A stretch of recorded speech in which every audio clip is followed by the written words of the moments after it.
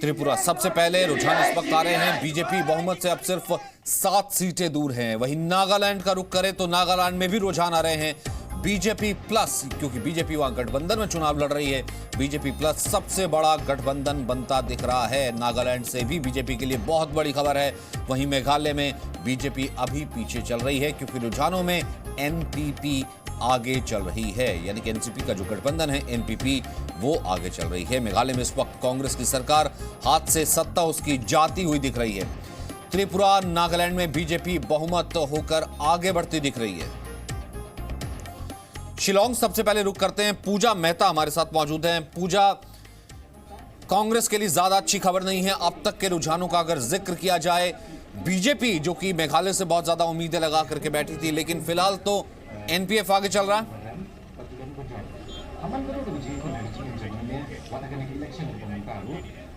जी बिल्कुल सचिन, देखिए national peoples party, ये पार्टी है कॉनराड सांगमा की। ये बेटे हैं farmer Lok Sabha speaker PS Sangma की। इनकी पार्टी अभी काफी आगे है। शुरुआती रुझानों की बात करें तो एनपीपी काफी आगे चल रही है। कांग्रेस के भी कुछ सीटें हैं, लेकिन बीजेपी फिलहाल पीछे चल रही है। लेकिन कांग्रेस के लिए अगर कोई खुशखबरी है तो उनके जो चीफ मिनिस्टर है मेघालय के मुकुल सांगमा, वो 2 सीटों से यहाँ पे इलेक्शन लड़ रहे थे। एक सीट आमपत्ती कॉन्स्टिट्यूएंसी से वो फिलहाल लीड कर रहे हैं, लेकिन ज्यादा खुशखबरी नहीं है बीजेपी के लिए, क्योंकि फिलहाल शुरुआती रुझानों के अनुसार वो पीछे चल रहे हैं। सचिन, बेसिकली हमने देखा कि बीजेपी की तरफ से तमाम फैक्टर थे, एंटी इंकम्बेंसी फैक्टर था, लेकिन क्या माना जाए कि क्योंकि वहां पर एनसीपी के साथ एनपीपी जो कि संगमा की पार्टी है, उसका पहले से ज्यादा काफी होल्ड था, उसका जो पार्टी का पर्चर है वो ज्यादा हावी था, इस कारण से उसका फायदा होता दिख रहा है।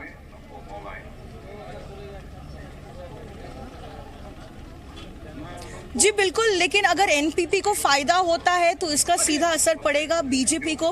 बीजेपी को खासा फायदा हो सकता है, क्योंकि एनपीपी जो है वो नॉर्थ ईस्ट डेमोक्रेटिक अलायंस की इलेक्टोरल अलाई है। हालांकि प्री पोल अलायंस के तहत एनपीपी ने ये साफ तौर पे नहीं कहा था कि वो बीजेपी को सपोर्ट करते हैं, लेकिन मेघालय का एक ट्रेंड रहा है, इतिहास रहा है, यहाँ पर कभी भी कोई क्लियर मैंडेट नहीं मिलता, वो चाहे कांग्रेस हो या बीजेपी हो। पिछले चुनाव में जो 2013 में विधानसभा के चुनाव हुए थे, बीजेपी को 1 सीट भी नहीं मिली थी, लेकिन कांग्रेस को 29 सीटें मिली थी। लेकिन सरकार बनाने के लिए 31 सीटें चाहिए। लेकिन कुछ इंडिपेंडेंट कैंडिडेट्स और रीजनल पार्टीज के सपोर्ट के साथ उन्होंने सरकार यहां पे बनाई। लेकिन इस बार जो है, अगर एनपीपी आगे रहती है, क्योंकि वो एक इलेक्टोरल अलाई है, हालांकि ऑफिशियली कुछ नहीं कहा गया है कि वो बीजेपी को सपोर्ट करते हैं, लेकिन यहाँ पे पोस्ट पोल अलायंस पे मेघालय पे खासा ध्यान दिया जाता है, क्योंकि जो इंडिपेंडेंट कैंडिडेट है उनकी काफी सीटें आती है, उनका काफी बोलबाला होता है। और इलेक्शन के बाद जो पार्टी यहाँ पे सरकार बनाना चाहती है, एक पोचिंग होती है यहाँ पर कि आखिर कितने इंडिपेंडेंट कैंडिडेट उनकी पार्टी को सपोर्ट करें। लेकिन इसका सीधा असर पड़ेगा बीजेपी को और काफी फायदा हो सकता है। सचिन, और बीजेपी और एनपीपी, हालांकि जैसे कि आपने कहा कि अनकॉल्ड, यानी कि किसी तरीके से अनाउंस करके गठबंधन के तौर पर चुनाव नहीं लड़े थे, लेकिन क्या यह माना जाए कि अगर यहां पर स्थिति वैसी रहती जो कि अमूमन मेघालय दिखाता है हंग की तरह, तो ऐसे में इंडिपेंडेंट एनपीपी और बीजेपी के लिए एक कॉरिडोर हो सकता है मेघालय की सत्ता तक आने का?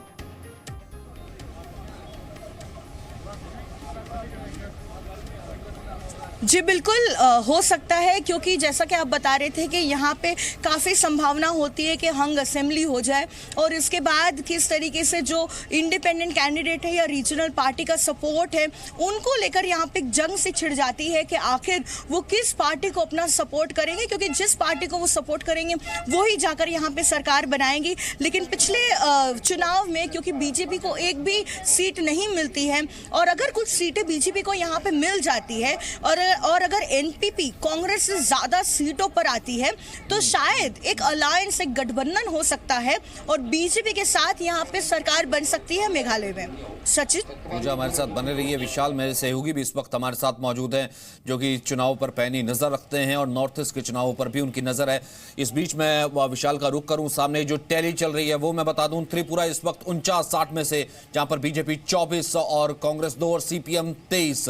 साथ ही साथ अगर हम मेघालय का रुख कर रहे हैं, मेघालय भी एक तरफ अंक की तरफ जाता हुआ दिख रहा है, लेकिन एनपीपी एक बड़ी पार्टी के तौर पर, नागालैंड में बीजेपी को बढ़त दिख रही है, लेकिन एनपीएफ भी पीछे आगे चल रही है। विशाल, यहां पर मेरे लिए तो इन तीनों राज्यों में सबसे बड़ा सरप्राइज अभी जो फिलहाल दिख रहा है वो लेफ्ट का बीजेपी को टक्कर देना दिख रहा है। मानिक सरकार, जहां पे ये लगाया जा रहा था कि बीजेपी पूरे तरीके से सुपड़ा साफ करके वापस आ रही है, लेकिन फिलहाल टक्कर दिख रही है। हालांकि बीजेपी के लिए ओवरऑल मिलाकर के एक बड़ी खुशखबरी की खबर है। बिल्कुल सचिन, देखिए त्रिपुरा में बीजेपी ने बहुत कांटे की टक्कर दी और फिलहाल बढ़त बनाए हुए हैं लेफ्ट पर, और लेफ्ट भी उनको कांटे की टक्कर बीजेपी को यहां पर देती हुई दिखाई दे रही है। लेकिन बीजेपी के लिए बड़ी बात इसलिए क्योंकि जब पिछली बार त्रिपुरा में चुनाव हुए थे तो 49 सीटों पर बीजेपी के प्रत्याशियों की जमानत जब्त हो गई थी। तो ऐसे राज्य में जो कि लेफ्ट का गढ़ रहा है, सीपीएम का गढ़ रहा है, वहां पर बढ़त बनाना, अब तक 24 सीटों पर बीजेपी आगे चल रही है, ये बीजेपी के लिए एक बड़ी बात है। इसके अलावा नॉर्थ ईस्ट पर सबसे ज्यादा फोकस प्रधानमंत्री नरेंद्र मोदी ने किया था।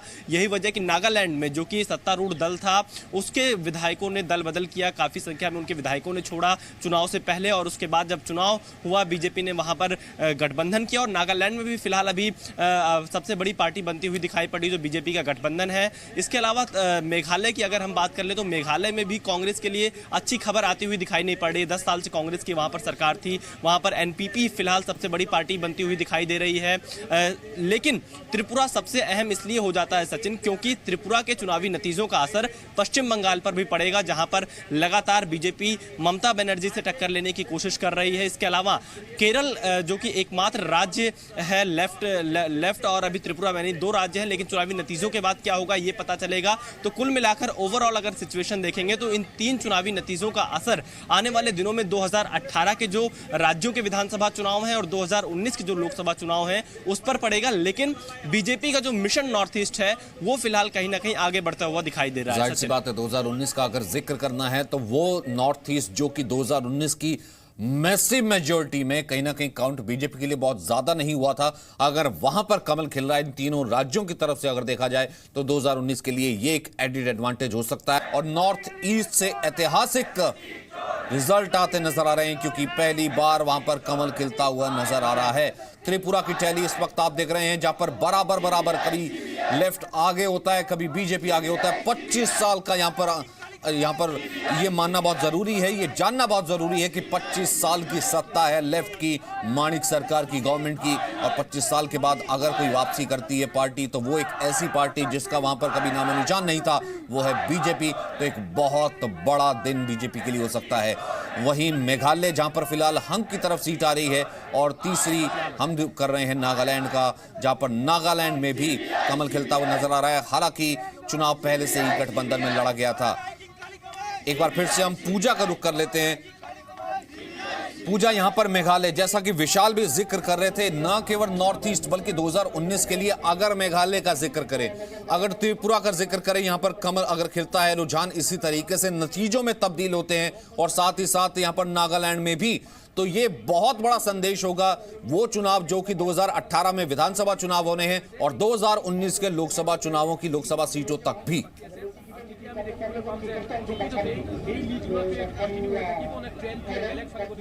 जी बिल्कुल, देखिए क्योंकि उत्तर पूर्वी के 7 राज्यों में जो 7 सिस्टर स्टेट्स कहे जाते हैं उनमें से 3 राज्यों में कमल ऑलरेडी खिल चुका है, क्योंकि बीजेपी की सरकार ऑलरेडी है, चाहे असम हो, अरुणाचल हो या मणिपुर हो।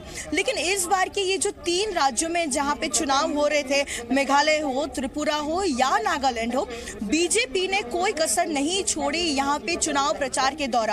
हालांकि मेघालय में तो काफी कड़ी टक्कर थी कांग्रेस के साथ, लेकिन अब तक का अगर सबसे मुश्किल समय अगर लेफ्ट फ्रंट ने देखा हो तो वो था त्रिपुरा में, क्योंकि त्रिपुरा में इससे पहले इतनी कड़ी टक्कर कभी हुई ही नहीं लेफ्ट की, क्योंकि कांग्रेस को काफी कम सीटें मिलती थी। लेकिन त्रिपुरा में अब तक की सबसे बड़ी टक्कर उनको देखने को मिली।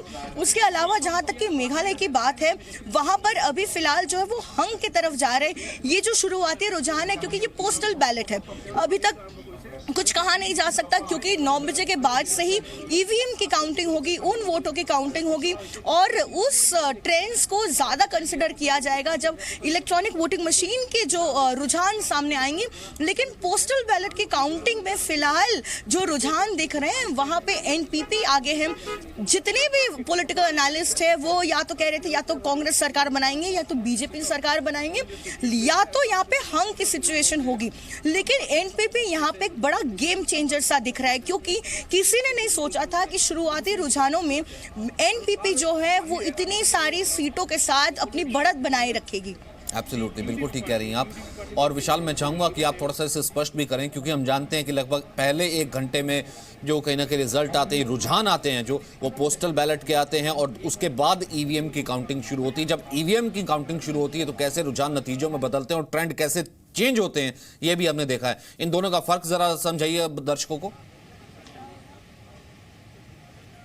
देखिए सचिन, अगर हम ट्रेंड की बात करें तो पोस्टल बैलेट के जो गिनती होती है उसके आधार पर शुरुआती ट्रेंड आते हैं, लेकिन लगभग 45 मिनट 1 घंटे बाद जब ईवीएम मशीन की काउंटिंग शुरू होती है तो तस्वीर धीरे धीरे साफ होने लगती है कि आखिर ट्रेंड नतीजे में किस ओर जा रहे हैं, किस पार्टी की तरफ नतीजों का रुख जाएगा। इसके लिए थोड़ा और अभी हमें इंतजार करना होगा, लेकिन आधे घंटे के बाद स्थिति और ज़्यादा स्पष्ट हो जाएगी कि जो रुझान अभी अलग अलग राज्यों से सामने आ रहे हैं, त्रिपुरा, नागालैंड और मेघालय से, क्या वही नतीजे में तब्दील होंगे।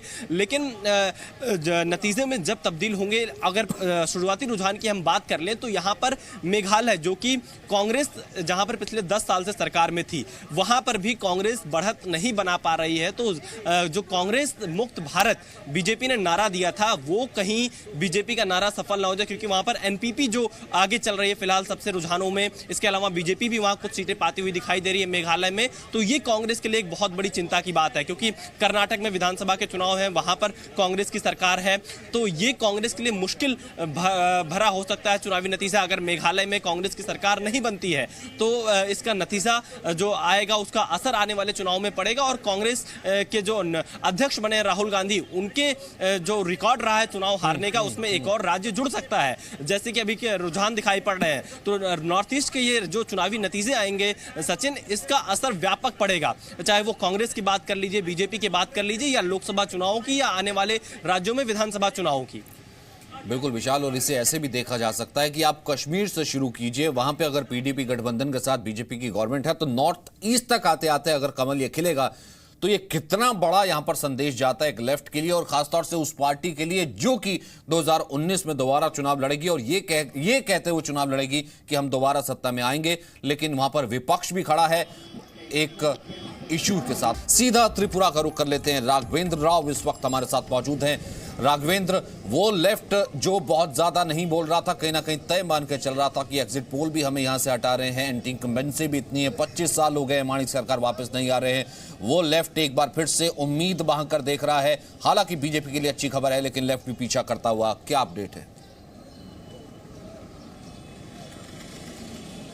जी हाँ, बिल्कुल। और इस इलेक्शन की कैंपेनिंग के दौरान जिस तरह से भारतीय जनता पार्टी ने अपना पूरा कैंपेन ऑर्गेनाइज किया, जिस तरह से प्रधानमंत्री नरेंद्र मोदी ने इस राज्य पे फोकस किया, त्रिपुरा में उन्होंने 2 बार इलेक्शन रैलीज की, बीजेपी अध्यक्ष अमित शाह यहाँ पे कई बार आए, और जिस तरह से भारतीय जनता पार्टी ने अपना संगठन यहाँ पे बनाया है, एक चुनौती ज़रूर पेश की है। और यहाँ पे ग्राउंड पे अगर आप लोगों से बात करें तो इस तरह का आपको सुनने को मिलेगा बार बार कि एक इनकम्बेंट सरकार जो 25 साल से पावर में है, एक लेवल पे लोगों को एक शिकायतें रहती हैं ऐसी सरकार से, एक्सपेक्टेशंस का बोझ रहता है, और एक इतने लंबे वक्त तक, एक वक्फे तक जब एक सरकार चलती है तो ये बहुत ही नेचुरल है कि इस तरह का एक माहौल बन जाता है। तो बीजेपी ने इसी माहौल को कैश इन करने की कोशिश की है।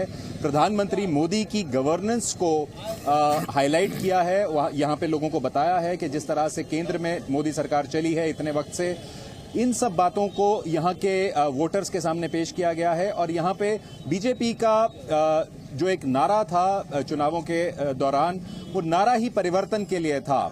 तो उस परिवर्तन के लिए लोगों में काफी एक उत्साह है, उम्मीद है, लोग परिवर्तन की बात करते हैं। और शायद लोगों में एक ये भी भावना है कि शायद किसी नई पार्टी को यहाँ पे एक मौका देने की जरूरत है। अब ये काउंटिंग इस वक्त चल रही है। शुरुआती रुझान में लेफ्ट की कुछ बढ़त चल रही थी, फिर बीजेपी भी शायद अब कुछ सीटों पे बढ़त बना रही है। नजदीकी मामला हो सकता है, लेकिन अभी ये कहना अभी इस वक्त थोड़ा मुश्किल होगा बिल्कुल। कि लेफ्ट ये अपनी सरकार दोबारा यहाँ पे बना पाएगा या बीजेपी बना पाएगी। जाहिर सी बात है, इस वक्त बहुत जल्दी होगा कहना, क्योंकि जैसा कि हम पहले भी कह रहे हैं, एक तो ये कि अभी पोस्टर बैलेट आ रहा है, दूसरी तरफ ये कि ये रुझान है अभी और बहुत शुरुआती रुझान है, और ये कितना नतीजों में तब्दील होते हैं इसके लिए कम से कम 11 सवा 11 का कम से कम इंतजार करना पड़ेगा।